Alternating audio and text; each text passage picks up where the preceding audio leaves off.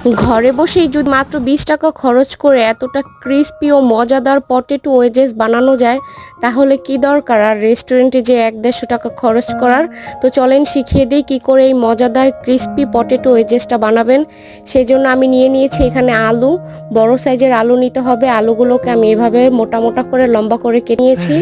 ভালো করে ধুয়ে পরিষ্কার করে নিতে হবে। তারপরে দিয়েছি এখানে আমি ময়দা 1 টেবিল চামচ, দিয়েছি 1 টেবিল চামচ কর্নফ্লাওয়ার, ম্যাগি মশলা, হলুদের গুঁড়া, মরিচের গুঁড়া, স্বাদ অনুযায়ী কিছুটা লবণ আর কিছুটা ধনিয়া পাতা কুচি দিয়ে এটাকে আমি মেখে নিয়েছি।